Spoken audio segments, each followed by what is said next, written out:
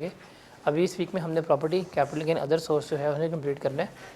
फिर हमारा just salary रह जाएगा और उसके बाद हमारा सिलेबस जो है वो ख़त्म हो जाएगा। इनकम फ्रॉम प्रॉपर्टी को देखते हैं। One of the easiest head of income है। प्रॉपर्टी की बात करें तो यहाँ पे बेसिकली हम जिस प्रॉपर्टी की बात कर रहे हैं वो हमारी कौन सी है,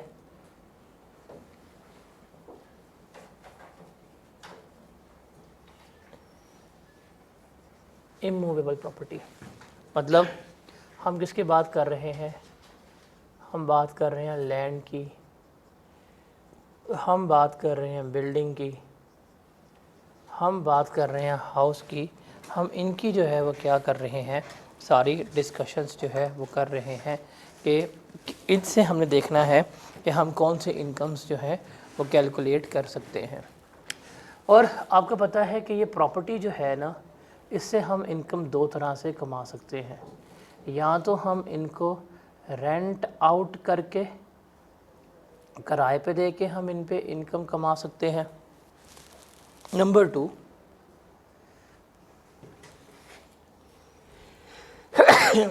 हम इनको डिस्पोज करके, हम इनको सेल करके क्या कर सकते हैं, हम इनकी इनकम जो है वो कमा सकते हैं। जो हम इसकी सेल करके इनकम कमाएंगे ना, वो पार्ट बनेगी हमारी इनकम फ्रॉम कैपिटल गेन्स का।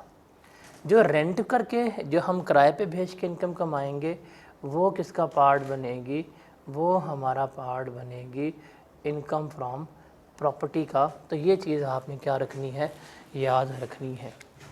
तो हम क्या पढ़ रहे हैं, इनकम फ्रॉम प्रॉपर्टी।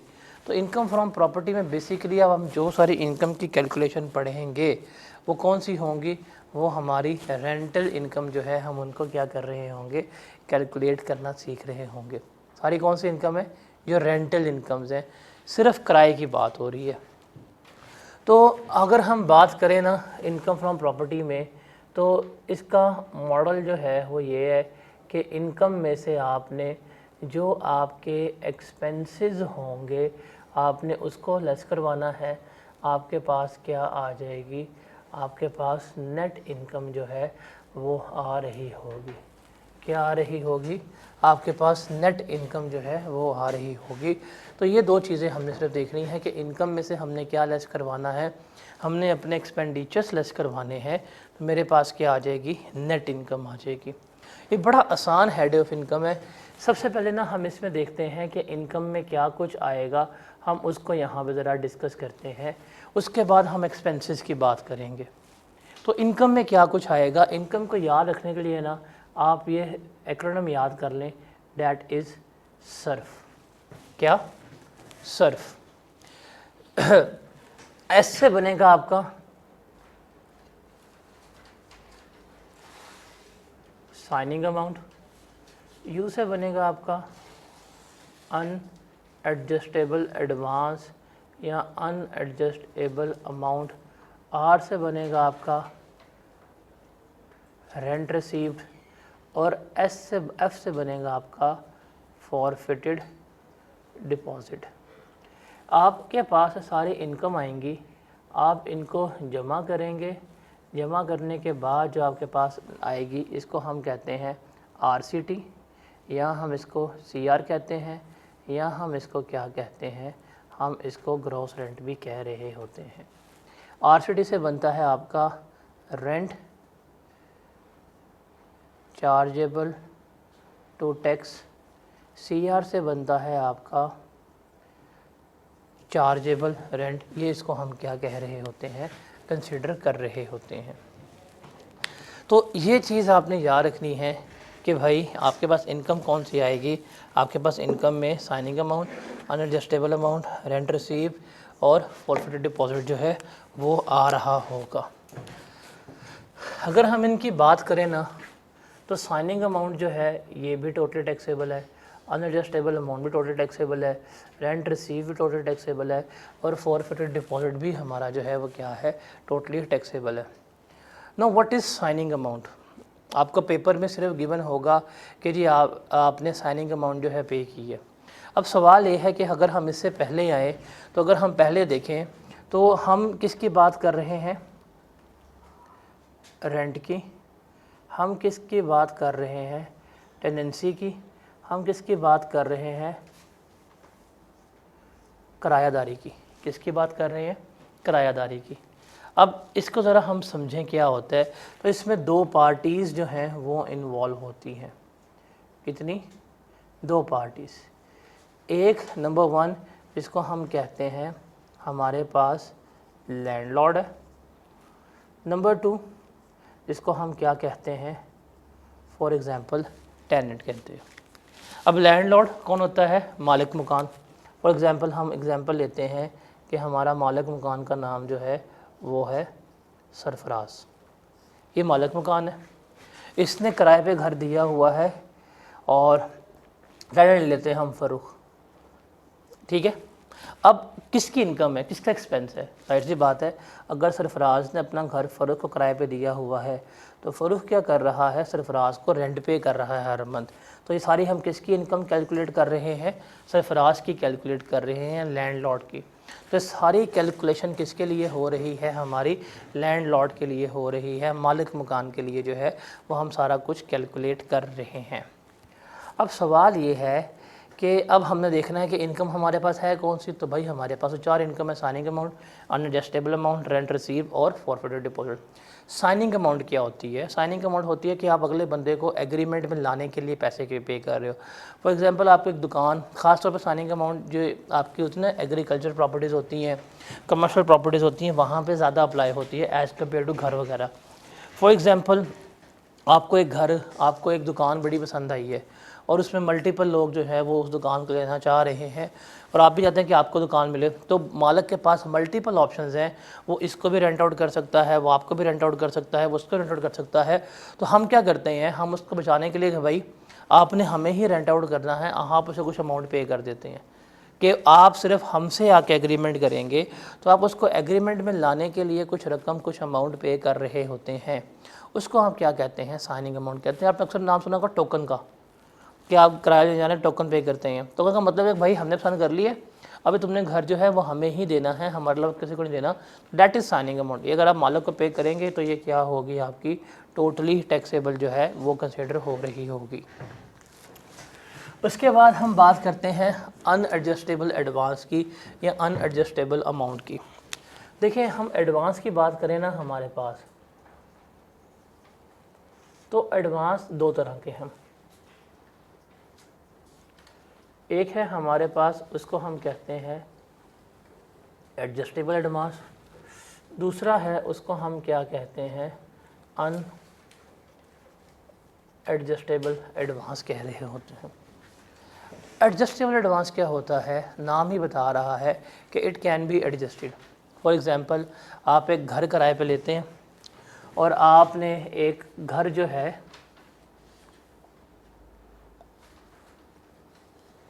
वो लिया किराए पे और आप कहते हैं कि जी आप रेंट पे कर रहे हैं 50,000 पर मंथ और आपने एडवांस दिया हुआ था 1,00,000 रुपया। ये एडवांस जो है ना, दो सिक्योरिटीज़ जो होती हैं नॉर्मली ये क्या होती हैं कि कल को अगर आपने कोई चीज़ डिफ़ॉल्ट की, फॉर एग्ज़ाम्पल आप किसी महीने किराया नहीं देते, तो मालिक क्या करेगा, इस एडवांस में से रकम एडजस्ट कर लेगा। आप कल कोई तोड़ फोड़ करते हैं तो वो क्या करेगा, वो इस एडवांस में से रकम जो है वो एडजस्ट कर लेगा। आप बिल पे नहीं करते, वो क्या करेगा, वो इस एडवांस में से रकम जो है वो क्या कर रहा होगा, एडजस्ट कर रहा होगा। तो ये है एडजस्टेबल एडवांस। अगर मैंने एक घर किराए पे लिया हुआ है, मैंने उसको एडवांस भी दिया हुआ है, मैं 2 साल तक रहा उसके पास, मैंने हर महीने का टाइम रेंट के ऊपर टाइम के ऊपर रेंट जो है वो पे किया, कोई तोड़ फोड़ नहीं की, जब मैं वापस गया उसने घर चेक किया, तो क्या मैंने किसी चीज़ का डिफ़ॉल्ट किया होगा? द आंसर इज़ नो, मैंने किसी चीज़ का डिफ़ॉल्ट नहीं किया होगा। तो मालिक क्या करेगा, मालिक मुझे 1,00,000 का 1,00,000 जो मैंने दिया होगा वापस कर देगा। इसका मतलब कोई चीज़ उसने एडजस्ट नहीं की। तो ये एडजस्ट कब होगा, जब मैं क्या करूँगा, डिफ़ॉल्ट करूँगा। जब मैं क्या करूँगा, डिफ़ॉल्ट करूँगा, जब मैं कोई कांड करूँगा तब ही क्या किया जाएगा, इसमें से रकम एडजस्ट की जाएगी। तो जब ये डिफ़ॉल्ट होगा तब ही एडजस्ट होगा और उसी वक्त इनकम का ये पार्ट बनेगा। तो इसको याद रखिएगा कि when the amount is adjusted, then it will be a part of income। कि जब आप इस एडजस्टेबल एडवांस में से रकम एडजस्ट करेंगे तभी आपकी इनकम का पार्ट बनेगी। और इनकम का मतलब बोले तो ये किसका पार्ट बनेगी, ये हमारे रेंट का पार्ट बनेगी। इसका पार्ट बनेगी, रेंट का पार्ट बनेगी। अगर आपने कोई डिफ़ॉल्ट नहीं किया, उसने कोई चीज़ एडजस्ट भी नहीं की, तो आपके इनकम का भी कोई चीज़ नहीं आएगी। उसके बाद है अनएडजस्टेबल एडवांस, जैसे पगड़ी वगैरह होती है। नाम ही क्या कर रहा है कि भाई इसमें से कोई किसी किस्म की आपकी एडजस्टमेंट जो है वो नहीं होनी। आप इसको आज पे कर रहे हैं, आप 5 साल रहेंगे, जब 5 साल के बाद छोड़ के जाएंगे तो मालिक जो है वो क्या करेगा, आपको सारी रकम जो है वापस कर देगा। जो रिपेयर मेंटेनेंस होगी वो आप खुद करवा देंगे, जो बिल्डिंग तोड़नी होगी, जो कमरा रिमूव करना होगा आप वो खुद करवा के दे देंगे, और मालिक क्या करेगा, आपको आपकी सारी रकम जो है वो वापस कर देगा। इसे क्या कहते हैं, हम अनएडजस्टेबल एडवांस कह रहे होते हैं। अब ये आपके पास इनकम है, किराएदार आया, उसने आपको एडवांस पे किया, एग्रीमेंट हुआ, भाई 5 साल तक आप उसके पास रहे हैं, आपने उसको 20-30 लाख रुपया दिया हुआ था जो उसने बेशक वापस तो करने, लेकिन 5 साल तक उसने इस 20-30 लाख को यूटिलाइज़ किया है, बेनिफिट लिया है, तो इसकी हमने इनकम जो है वो कैलकुलेट करनी है।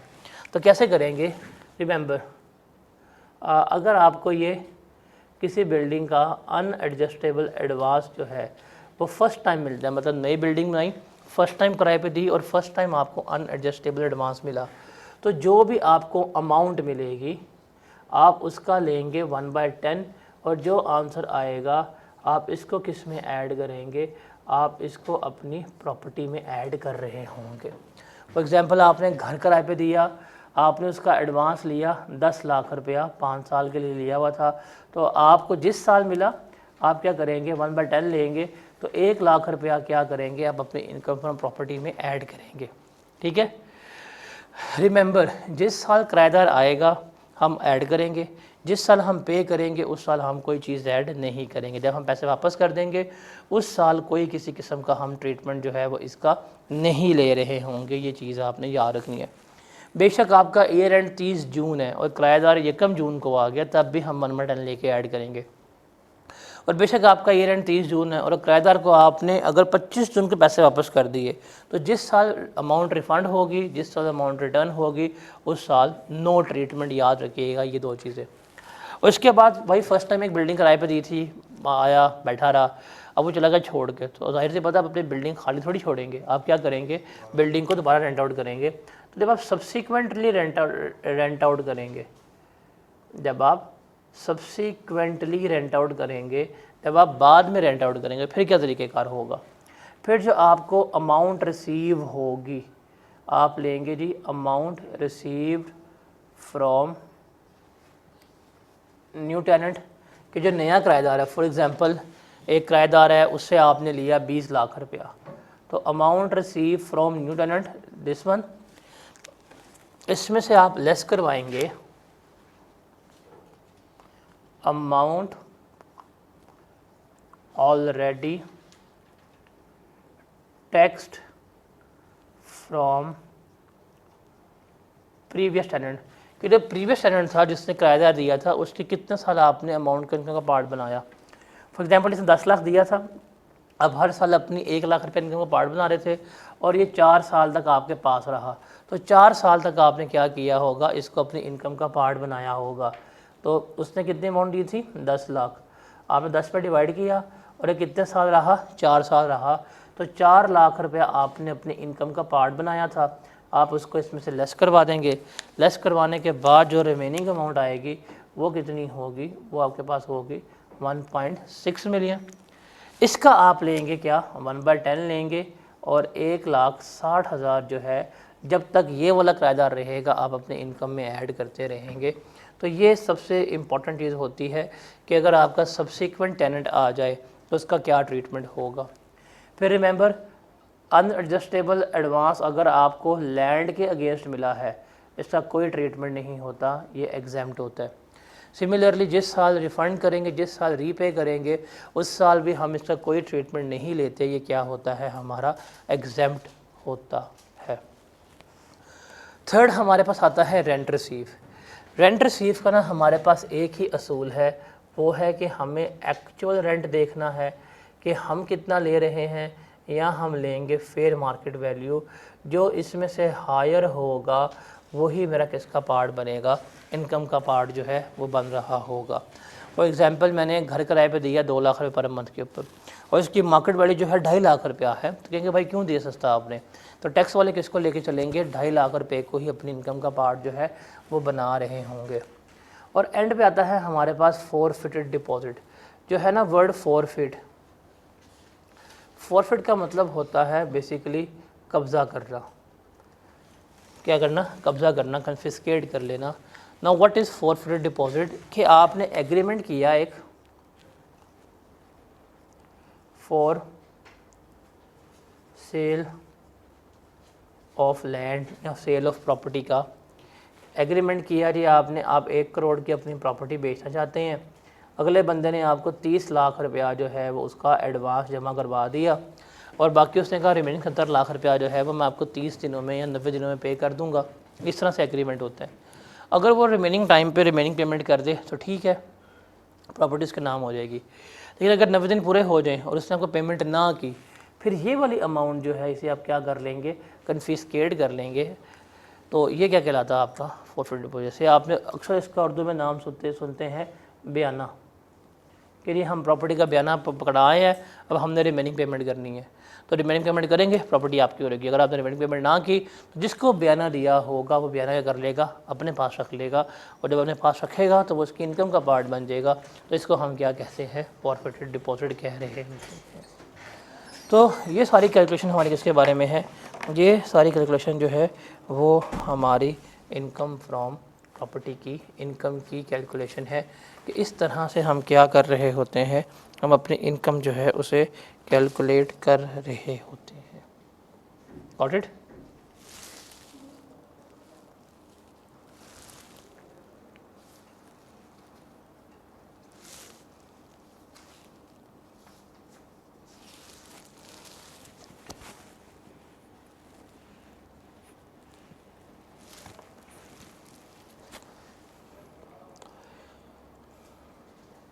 एक दफ़ा देख लें, नोट कर लें, फिर हम इसके एक्सपेंसेस के ऊपर जाते हैं। एक्सपेंसेस देखते हैं क्या हैं क्या नहीं।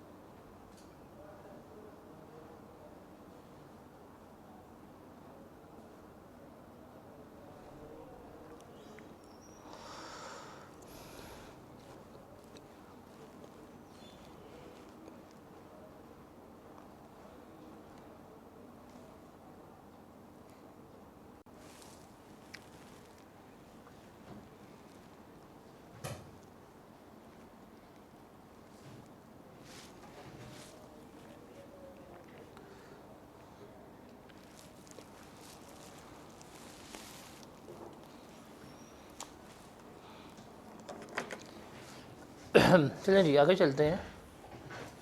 और आगे हम अब इनकम की तो हमने बात कर ली, अब हम बात करते हैं बेसिकली एक्सपेंडिचर्स की, जो हमने लेस करवाने हैं उसको हम यहाँ पे देखते हैं।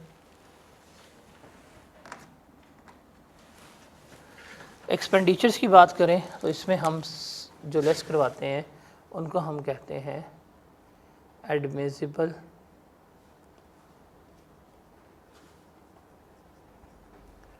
रिडक्शंस, जिसमें हम सबसे पहले जो लेस करवाते हैं वो हैं हमारे रिपेयर्स, इसको हम क्या कहते हैं रिपेयर अलाउंस कहते हैं। और ये हमारा मैंडेटरी होता है, पेपर में गिवन है या नहीं गिवन, आप इसको हमेशा क्या करेंगे लेस करवाएंगे। क्या करेंगे? हमेशा लेस करवाएंगे। ये रिपेयर किसके अगेंस्ट लेस होगी? सिर्फ बिल्डिंग के अगेंस्ट, जो कंस्ट्रक्टेड प्रॉपर्टी है सिर्फ उसके अगेंस्ट ही आप क्या करेंगे रिपेयर लेस करवाएंगे। अगर लैंड को रेंट आउट किया हुआ है तो उसके अगेंस्ट कभी भी आप कोई किसी किस्म का इसको लेस नहीं करवा रहे होते। ये चीज़ आपने याद रखनी है। और इसका असूल क्या होता है कि आप हमेशा लेते हैं 1/5 ऑफ RCT। ये आपने कैलकुलेट किया RCT, आप इसका 1/5 लेंगे, जो जवाब आएगा आप उसको लेस करवा देंगे। एक्चुअल रिपेयर्स उसने पेपर में गिवन भी किए हों तो वो आपने क्या करना है हमेशा इग्नोर करना है। आपने ये चीज़ हमेशा याद रखनी है कि अगर कंस्ट्रक्टेड प्रॉपर्टी है तो कंस्ट्रक्टेड प्रॉपर्टी के लिए एक्चुअल रिपेयर्स जो हैं वो हमेशा इग्नोर हो जाएंगे। नंबर 1 आपने करना है, आपने RCT कैलकुलेट किया होगा, उसका आप 1/5 लेंगे और 1/5 लेके आप क्या करेंगे उसको हमेशा लेस करवाएंगे। वो ज़्यादा आता है वो कम आता है, बट हमने इनकम फ्रॉम प्रॉपर्टी कैलकुलेशन में हमेशा वही लेस करवाना है। इसके बाद आप एक्सपेंसेस में पूरा जो उसका फॉर्मेट है वो चेंज कर सकते हैं। सीक्वेंस फॉलो नहीं भी होता तो कोई मसला नहीं है, but the important thing is that कि आपने हमेशा 1/5 ऑफ RCT सबसे पहले लेस करवाना है। उसके बाद जो है वो क्या करवाने हैं आपने हमेशा जो है वो दूसरे एक्सपेंसेस जो हैं वो लेस करवाने हैं। तो रिपेयर जो है वो क्या है आपके सबसे पहले लेस होने वाले होते हैं। सबसे पहले हम क्या करते हैं, हम रिपेयर लेस करवा रहे होते हैं, चीज़ आपने याद करना है। उसके बाद आप सीक्वेंस बिगाड़ दें, कोई मसला नहीं है। सेकंड है इंश्योरेंस। और इंश्योरेंस सिर्फ बिल्डिंग के लिए है। पास्ट पेपर में एक सवाल है सितंबर 2016 का, जिसमें उसने आपको बिल्डिंग के अलावा प्लॉट की इंश्योरेंस दी हुई है, वाटर लॉगिंग वगैरह की, वो इनडिविजुअल है। ये इंश्योरेंस किसके अगेंस्ट है? सिर्फ बिल्डिंग के अगेंस्ट है। ये चीज़ आपने याद रखनी है। किसके अगेंस्ट है? बिल्डिंग के अगेंस्ट है। उसके बाद अगर आप प्रॉपर्टी के रिलेटेड कोई भी टैक्सेस पे कर रहे हैं लोकल गवर्नमेंट को, प्रॉपर्टी टैक्सेस हो गए, लोकल टैक्सेस हो गए, म्यूनसिपल टैक्सेस हो गए, ये सारे आप क्या करवाएंगे, आप इन्हें लेस जो है वो करवा सकते हैं। उसके बाद अगर आपने कोई ग्राउंड रेंट पे किया है वो भी आप लेस करवा दें। ग्राउंड रेंट क्या होता है कि आपने प्लॉट किराए पे लिया, आपने खुद बिल्डिंग बना दी है, बिल्डिंग किराए पे दे दी है, अब आप उसका रेंट जो पे कर रहे हैं, आप रेंट प्लॉट का पे कर रहे हैं, वो ग्राउंड रेंट होता है, आप जब वो पे कर रहे होंगे वो भी क्या होगा, आप लेस करवाएंगे। उसके बाद है कोई भी प्रॉफिट जो आप पे कर रहे हैं या पेएबल है बाय अ पर्सन, किसके लिए? उस लोन के लिए जो आपने ऑब्टेन किया था for that building that property.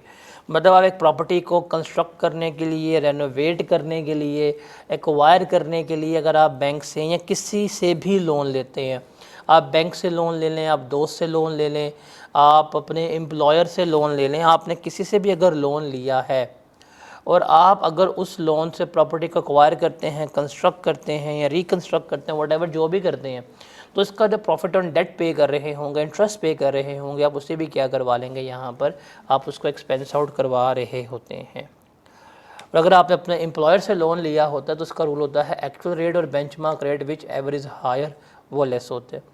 Similarly अगर आपने house building finance corporation HBFC से या अगर किसी भी स्केजुअल बैंक से अगर आपने कोई लोन लिया है, आप जो उनको रेंटल शेयर्स पे कर रहे होते हैं, आप उनको भी क्या करवा देंगे, लेस करवा देंगे। अगर आपने प्रॉपर्टी अपने कोई मॉर्गेज करवाई हुई है, गिरवी रखवाई हुई है, उसके ऊपर आप कोई इंटरेस्ट पे कर रहे हैं, चार्ज पे कर रहे हैं, आप उसको भी क्या करवाएंगे, लेस करवाएंगे। तो इनको आपने रीड आउट करना है, ये क्राइम नहीं करने ये वाले। उसके बाद कोई भी expenditure which is Holi and exclusively is for the property, जिसको आपने रेंट आउट किया हुआ है, या कोई भी ऐसी डिडक्शंस या एडमिनिस्ट्रेशन एक्सपेंसेस हो गए या कलेक्शन चार्जेस हो गए जिनका ताल्लुक़ सिर्फ किसके साथ है, प्रॉपर्टी के साथ है, आप उनको भी लेस करवा सकते हैं।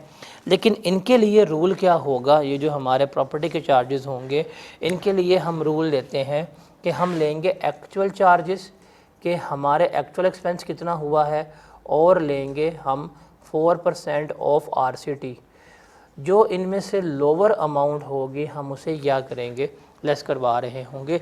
ये प्रॉपर्टी को एडमिनिस्टर करने के चार्जेस हो सकते हैं, रेंट कलेक्शन चार्जेस जो हैं वो हो सकते हैं। जो लोअर अमाउंट होगी हम उन्हें ही क्या करवाएंगे, लेस जो है वो करवा रहे होंगे।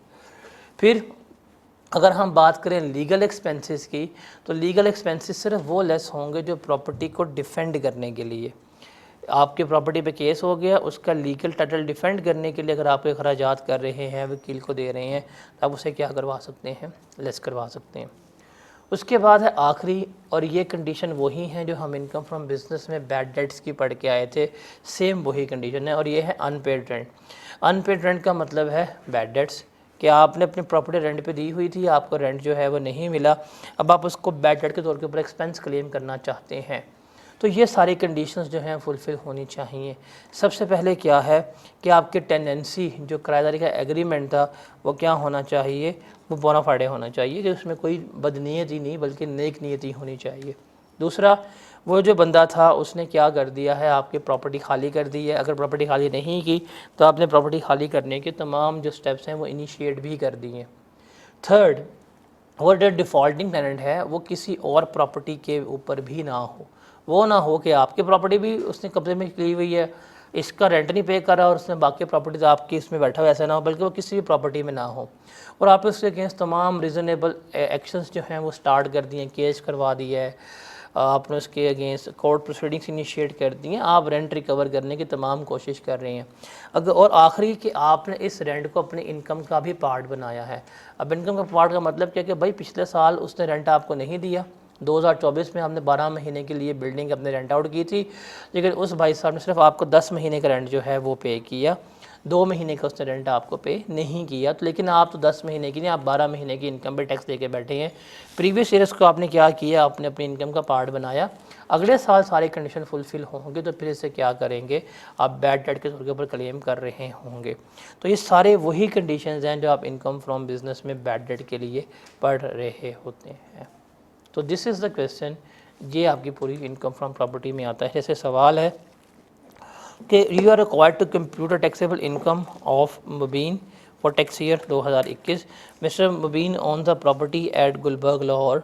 The said property was rented out to Asad at a rent of ₹1,75,000 per month. Asad left the premises on 31 January. Asad 31 जनवरी को छोड़ गया। Asad had paid a sum of rupees 3 lakh as an unadjustable advance in tax year 2018. Mr. Mubin returned the said advance on his departure. The said amount remained vacant in the month of February 2021. Thereafter, Gulzar has taken the possession of the said property at the monthly rent of rupees 2,20,000. The tenant has paid a sum of rupees 3.5 lakh as security. Mr. Mubin ने ये expenses किए हैं, insurance, tax, salary, bank charges, fee to lawyer है, उसकी income salary और business उसने हमें given की है।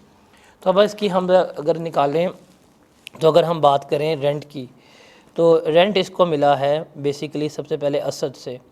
असद इसको पे कर रहा था 1,75,000 पर मंथ, इतना 1,75,000 पर मंथ पे कर रहा था, और वो 31 जनवरी को छोड़ गया। तो कितने महीने का आया, जुलाई, अगस्त, सितंबर, अक्टूबर, नवंबर, दिसंबर, जनवरी, 7 मंथ्स का। तो 175 इंटू 7 करें, क्या आता है, 1,225,000। फिर आपने बाद में दे दिया गुलजार को, 1 महीने के बाद फरवरी में हमारे पास खाली रही है, तो गुलजार से मिला आपको 2,20,000।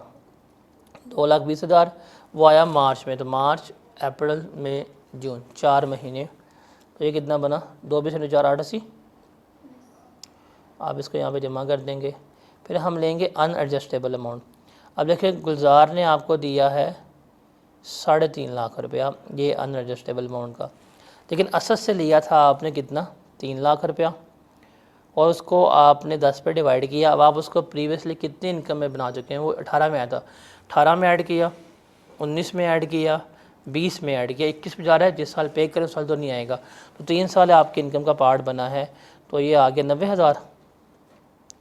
3,90,000 लेस किया, कितना आंसर आया, 2,60,000। इसका आप लेंगे 1/10 तो आ जाएगा 26,000 रुपया। ये बनता है अनएडजस्टेबल अमाउंट का। ये आप इसमें ऐड करेंगे तो आपके पास आ जाएगा आपका RCT कितना बनता है, बताएं। 2131310000। अब इसमें से आप एक्सपेंसेस लेस करवाएंगे। सबसे पहले आ जाएगा रिपेयर तो हमेशा 1/5 है, सवाल में गिवन है या नहीं गिवन। आप 21310000 का 1/5 लेंगे, क्या आते हैं आंसर, 426,200। उसके बाद इंश्योरेंस प्रीमियम पे किया है 180, आप ये भी लेस करवा देंगे। प्रॉपर्टी टैक्स पे किया है 80,000 का, आप ये भी लेस करवा देंगे। अब ये कलेक्शन चार्जेस हैं, ये 80,000 है, दोनों को जमा करेंगे और लेंगे आप 4% ऑफ RCT।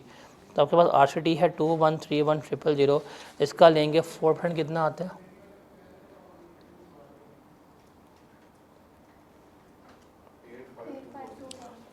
तो लोअर 80 ही है, तो हम इसमें से क्या करेंगे, 80 ही लेस करवाएंगे। और ये लॉयर को जो फ़ी पे की है रेंटल एग्रीमेंट की, ये लेस नहीं हो सकती, तो इसको करवाएंगे। आपके पास आपकी इनकम फ्रॉम प्रॉपर्टी आ रही है, कितनी बनती है,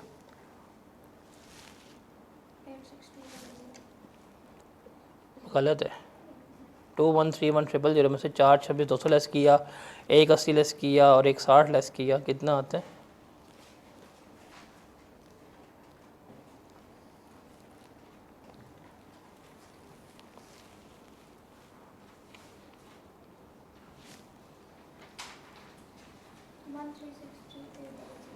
136। ये अभी क्या बनेगी, इनकम फ्रॉम प्रॉपर्टी बन रही होगी, ठीक है। चलो आप लोगों का मसला है। इसके बाद है कॉर्नरशिप। ये हमने AOP में डिस्कस कर ली थी। जब हमने AOP की टैक्सेशन देखी थी, हम वहाँ पे देख के आए थे कि अगर शेयर सर्टेन है तो हम इनकम दे देंगे मेंबर्स को, वो खुद टैक्स पे करें। बट शेयर अगर सर्टेन नहीं है तो फिर हम क्या करेंगे, इसको दूसरे कप में डाला दो मुझे, दूसरे कप में डाला दो मुझे। अगर शेयर सर्टेन नहीं है तो फिर हम क्या करेंगे, इसको AOP के तौर पर ट्रेड करेंगे। ये हमने बड़ा तफसील में जो है वो डिस्कस किया था। उसके बाद है ये चीज़ याद रखना कि ये तो हमने प्रॉपर्टी की बात करी है, लेकिन कुछ प्रॉपर्टी की इनकम ऐसी होती हैं जिनका ताल्लुक तो प्रॉपर्टी से है बट वो इनकम फ्रॉम प्रॉपर्टी का पार्ट नहीं बनती। ये चीज़ आपने याद रखनी है। सबसे पहले है एग्जाम्प्ट इनकम, कि अगर एग्रीकल्चर इनकम है वो आपकी क्या होगी, एग्जाम्प्ट होगी। अगर आप प्रॉपर्टी को डिस्पोज ऑफ कर रही हैं, बेच रही हैं, तो किसका पार्ट बनेगी, कैपिटल गेन का पार्ट बनेगी। उसके अलावा अगर आप सबलेट करते हैं प्रॉपर्टी को, या अगर आपके साथ इम्यूनिटीज़ यूटिलिटीज़ वगैरह मिल रही होती हैं, या प्रॉपर्टी को वैकेट करने के पैसे ले रहे होते हैं, तो ये किसका पार्ट बनेंगी, आपकी इनकम फ्रॉम अदर सोर्स का पार्ट बनेगी। अगर आप बिल्डर हैं, डेवलपर हैं, आप प्रॉपर्टी के खरीदो फरोख्त का काम कर रहे हैं, तो ये किसका पार्ट बनेंगी, आपकी इनकम फ्रॉम बिज़नेस का पार्ट बन रही होगी। तो हर दफ़ा प्रॉपर्टी जो है वो कभी भी आपका इनकम प्रॉपर्टी में नहीं, बल्कि एग्जाम्प्ट भी हो सकती है, कैपिटल गेन में भी जा सकती है, अदर सोर्स में भी जा सकती है, और बिज़नेस में भी ट्रीट कर सकते हैं। रूल यही होगा, जिनको इनमें से इनकम रिसीव होगी एक्सपेंसेस को लेस करवाएंगे, मेरे पास क्या आ जाएगी, नेट इनकम जो है वो आ रही होगी। उसके बाद है हमारे पास एग्रीकल्चर इनकम। एग्रीकल्चर इनकम क्या होती है, ये इंपॉर्टेंट भी है, इसको क्रैम करना है आपने। सबसे पहले है एग्रीकल्चर इनकम का मतलब क्या है, वो इनकम जो इन तमाम कंडीशन को सेटिस्फाई करे। कौन कौन सी, कि इनकम जो है वो आपने लैंड से कमाई है, नंबर 1, लैंड पाकिस्तान में सिचुएटेड है, और ये आप इनकम रेंट की फॉर्म में कमा रहे हैं या रेवेन्यू की फॉर्म में कमा रहे हैं, इसको हम क्या कहते हैं, इसको हम अपनी एग्रीकल्चर इनकम जो है वो कह रहे होते हैं। तो 3 चीज़ें, इनकम लैंड से कमानी है, लैंड पाकिस्तान में हो, इनकम रेवेन्यू रेंट की फॉर्म में हो, इसको हम क्या कहेंगे, एग्रीकल्चर इनकम कहेंगे। एग्रीकल्चर इनकम का ट्रीटमेंट क्या होता है, एग्रीकल्चर इनकम जो है वो हमारी हमेशा एग्जाम्प्ट होती है, हम उसके ऊपर इनकम टैक्स चार्ज नहीं करते। अब हमारे पास है एग्रीकल्चर इनकम के सोर्सेज कौन कौन से हो सकते हैं, मुख्तलिफ ज़राए। तो number 1 income of the cultivator, जो काश्तकार है वो, या जो receiver of rent in kind है, मतलब जिसने ठेके पे ज़मीनें दी हुई हैं, बाड़े पे ज़मीनें दी हुई हैं, उसको उसका रेंट मिल रहा है, चाहे वो in the form of cash मिले चाहे in the form of crops मिल रहा हो, वो क्या होता है, वो उसका एग्जाम्प्ट होता है। बट यहाँ वर्ड इस्तेमाल है without producing any further process, कि आपने कोई फर्दर प्रोसेस नहीं किया। फॉर एग्जांपल आप किसान हैं, आपने गंदम उगाई, गंदम बेच दी, एग्जाम्प्ट है। बट वही गंदम मिल में गई, आटा बन गया, तो आटा बन गया तो उस पर फर्दर प्रोसेस हुआ है, तो वो क्या हो जाएगी, टैक्सेबल हो जाएगी।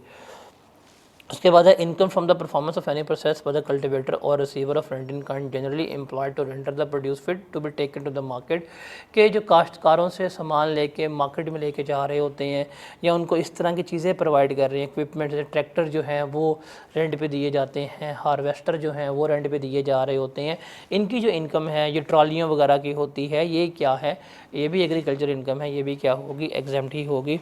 और थर्ड जो है कि भाई देखें एक खेत है, ज़्यादा भाई खेत है, यहाँ पे खेती बाड़ी हो रही है, वो तो एग्जाम्प्ट ही है।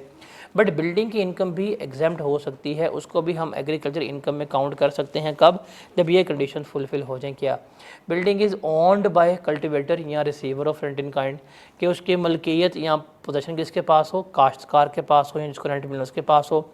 Building is situated in the immediate vicinity of the land, कि जो खेतों के बिल्कुल साथ जो है वो बिल्डिंग है। जैसे आप कहते हैं ना ये बाड़े बने होते हैं, ये आप इसे कह सकते हैं, या डेरे जो बने होते हैं खेतों के बिल्कुल साथ, उसकी बात हो रही है। और आप इस बिल्डिंग को एज अ डिवेलिंग हाउस के तौर के ऊपर या इस बिल्डिंग को एज अ स्टोर हाउस के ऊपर इस्तेमाल कर रहे हैं, तो फिर इसका जो रेंट आपको मिलेगा वो क्या होगा, एग्जाम्प्ट कंसीडर होगा।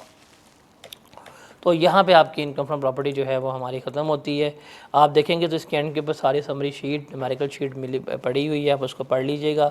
इसमें एक चीज़ था कि अगर आप कोई आज एक्सपेंस क्लेम करते हैं, अगर वो पेएबल है, आपने 3 सालों में पे करने हैं, अगर पे ना किया तो उसको हम क्या कर देंगे, ऐड बैक कर देंगे। इसके रिकूपमेंट ऑफ एक्सपेंडिचर कहते हैं। ये वही चीज़ है जो हमने इनकम फ्रॉम बिजनेस में पढ़ी थी। सिमिलरली एक्सपेंसेस अगर कोई ऑनर के लाइबिलिटी हैं, अगर टेनेंट ने पे कर दिया तो वो भी हम क्या करेंगे, ऑनर की इनकम में ऐड बैक कर देंगे। तो यहाँ पे हमारा प्रॉपर्टी की इनकम कंप्लीट होती है। ये समरी शीट बुक के एंड पे गिवन है, चैप्टर के एंड के ऊपर। आप इसको अच्छी तरह रीड करना है। कल हम नेक्स्ट चैप्टर करेंगे, जब हमारा कैपिटल गेन और अदर सोर्स हो जाएगा, फिर हम इनके कंबाइंड प्रैक्टिस क्वेश्चंस जो हैं वो कर रहे होंगे। ठीक है।